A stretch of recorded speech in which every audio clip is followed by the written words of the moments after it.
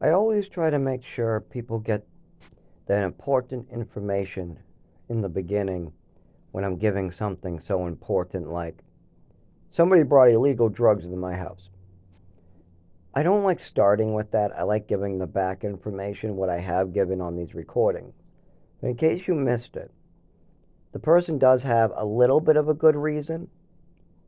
She lost her husband, and I lost my mother. And me and my father were in an empty house, and I was just about to deal with all this abuse and crap that happened to me. But then she wanted to get in on the fun. She figured if she married my father, she could have love, money, and a good retirement, and I could go get fucked. Meanwhile, my father, he was crying and just wanted somebody in his life other than me. So knowing that, they moved in together. But she brought all her dead husband's meds with her and kept all the good ones, the ones that could be sold or you could get high off of, those type of meds. There's also a couple other ones, and the dates on them they're old. She had plenty of time to get rid of them. She did. She had plenty of time to get rid of those medications. As well as if there's not plenty of time, then why are you getting married? If those meds, oh no, he just passed away. If that's what she was going to tell me, that she, oh no, those meds were just filled. Well, then you shouldn't be getting married. If you have somebody else's medication, your your technical husband, but now your ex-husband, but he's only been your ex as long as those meds were no good, and those haven't been long, then you shouldn't be marrying my father. But if those meds that were your ex-husband's that are controlled substances, those are blueberry perk 30s and Xanax bars is what I'm talking about, by the way, as well as many other controlled substances, but those are the only two that would help me. Those are the medications that I'm talking about. I understand. I did the same thing. I admit it. Oh, yeah. I've taken other people's medications in other people's house. I don't do it anymore. I'm now 31 and an adult. But when I was 20 and 18, yes, I would bring meds that were given to me and I would accept meds that were given to me. Or if somebody left meds in my house and moved to another state, I guess those were mine now. And I left them in my medicine cabinet. Okay, Jerry told me I can keep them because he's in California now. Fine, I'll leave them in the medicine cabinet. Who knows when you need antibiotics? Oh, these are Xanax? Great, I'm so keeping these. Oh, Ativan, next time I have a seizure, these might come in handy. Oh, Perca 5s? 5 milligram Percocet? You sure you don't want them? Oh, I'll keep them right in the cabinet for the next time I get a migraine. I've done that before in my early 20s. But if you're a grown adult and somebody just passed away and you have their controlled substances, that's one thing. But you do got to get rid of them if you're moving place to place, state to state. You transported controlled substances that were illegal from Pennsylvania to Massachusetts, and now you're storing them in two people's houses. And I knew that they were illegal, I just didn't know the extent of it. But yes, she was dealing with mourning, but so was I. I just lost my mother.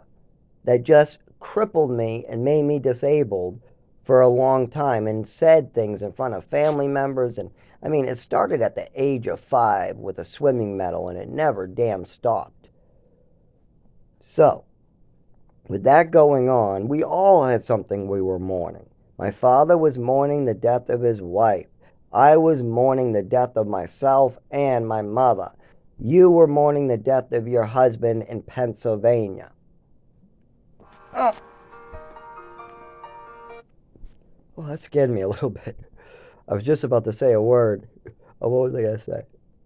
Um, so, if we're going to come together as a family, I don't need to be the lightning rod and take everything, do I? I don't need to be the adult here, do I?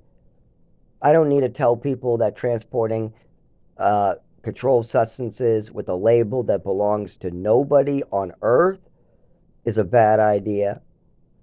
Do I got to tell people that? Do I got to tell people that bringing illegal drugs into somebody else's house without asking is a bad idea? Was I asked? Did anybody ask me if I wanted Xanax bars and Percocet that belonged to somebody who no longer exists in my house?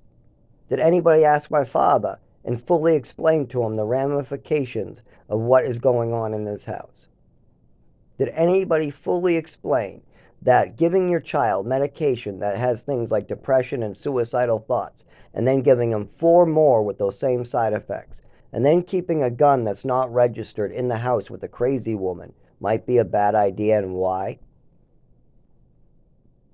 That was one with my mother. I switched to the one with my mother. My mother also was going nuts. I was already reporting depression, suicidal thoughts because I was on only on a medication. They had me on like 5 medications and ridiculous doses, and every so often my mother would throw me some like poisonings. So things would go really bad for me. I would feel shitty. My body would do all different weird things, and I never got a chance to learn my body either. Meanwhile, there's a illegal gun in the house, and my mother knows about it. So my mother could have grabbed that gun, blown my brains out as soon as I talked too much, and then said I committed suicide. Would have anybody cared? Would have anybody investigated my death if they found a bullet in my head and my mother put a gun in my hand and then walked in the other room and said I committed suicide? Would have anybody cared? Anybody? Would have a single person investigated my death if my mother did that? If my mother went into the drawer, blew my brains out, dropped the gun into my hand, and then ran to my father and said, "Oh no, Zach killed himself." No, nobody would have done anything. She would have got away with it. Absolutely. I was dead scared of that situation. And now she passes away. His third wife is bringing controlled substances across state lines from Pennsylvania to Massachusetts, bringing it into a house that I live in, my father lives in, and he lives in, and not even explaining the full ramifications of doing that. I have to cover their shit. Not only that, nobody asked me about if I wanted to say in this. What happens if they want to blame it on me? I don't know her well enough to know if she's going to go back to my mother's things. I don't think so. I think that she would blame me for things I might have done, like stealing her medication, and that's true. I did go into the closet looking for my mother's jewelry because somebody stole my inheritance, and I did take some illegal pills out of a bottle I knew were illegal. And I shouldn't have done any of that. I am fully aware of what I've done, and it wasn't nice of me. But do other people willing to have a conversation about their actions and what could have happened or the ramifications of their actions? No, they never do. I am fine. I am willing to get facts, and if something is wrong, go, oh, see, this is where you have it a little bit wrong. I was doing this, and you think I'm doing this. And what I was doing was wrong, but it wasn't that. They don't want to have a conversation. And if it ever goes back to them, if you ever got to talk, oh, no, no, no, no, no, let me run away from this. We just talked for 30 minutes about every problem I had, and now I'm trying to talk about the part you had in this, and you just running away, huh? And that's the problem. I'm too willing to admit to my mistakes, and I'm too willing to take responsibility. So I always take responsibility first, hoping that the next party will talk about their part in it, and then they just say no and put all the blame on me and run away. I'm like, that's not what was supposed to happen. I'm taking responsibility for my part in this, but you have a big part in this, and I'm hoping that you will tell the truth about it so this party can fully understand what happened here. You want me to tell them what you did? Because I've now admitted my part. No, you shut the hell up. And then they run away. My father, random strangers, I see it all the time. People are getting hurt, guys. We need to start working together. And I'm talking about everybody. Everybody on this planet Earth needs to start working together. Especially with paychecks being what they are all around. You got the top class making triple what they should be making, but the rest of like 80% of the population doesn't realize that they're making way less than what they're worth. You got a big chunk of the population getting paid like 1/3 what they're worth, Meanwhile, you got like a good 20% of the population or more getting paid a lot more than what they're worth.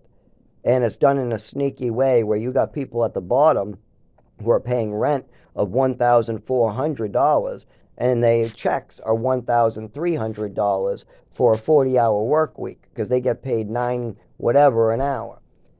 And don't get me wrong, I just got paid $10 an hour, so I know that's possible, and that's with me making more than minimum wage. So I know that you can make $10 an hour, okay?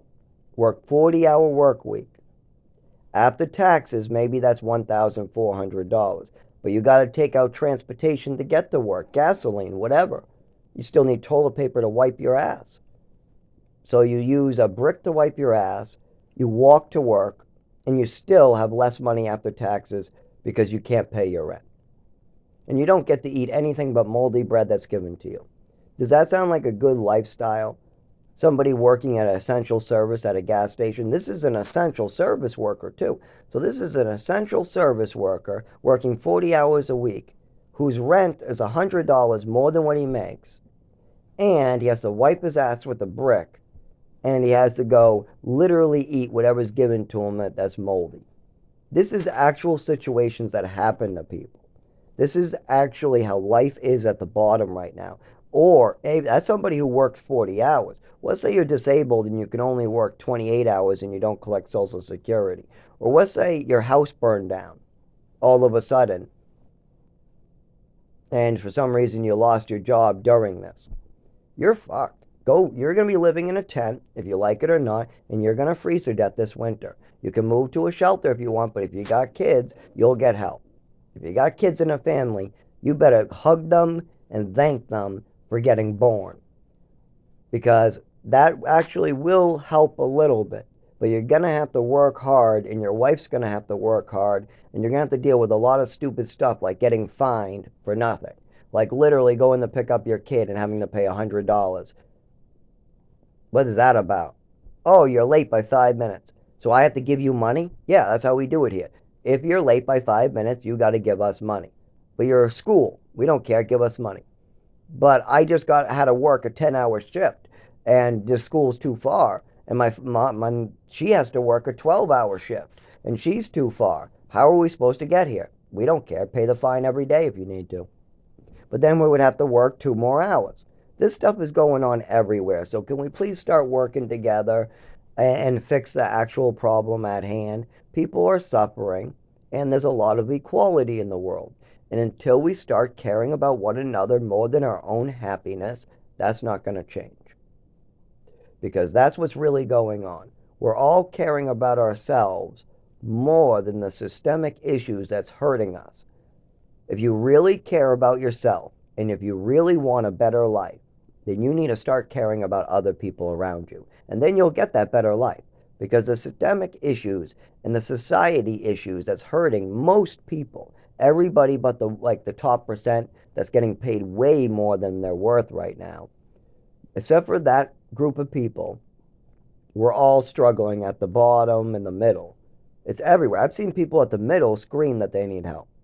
I'm like, you got a house, you got 2 cars, and you think you got problems? Downsize your house. Sell off 1 car and pray to God that you don't go any further. But they don't want to do that. You got people on big, big beach houses who complain like they're losing everything. No, you haven't lost anything. Your life is sufficient. You'll be okay. You're not going to suffer. You're not going to die if you move into a $200,000 house. I'm sorry you're losing your $1,000,000 house and having to move into a $200,000 house. But it is not the same for the people at the bottom who have to move into the woods and freeze to death this winter because the system is broken.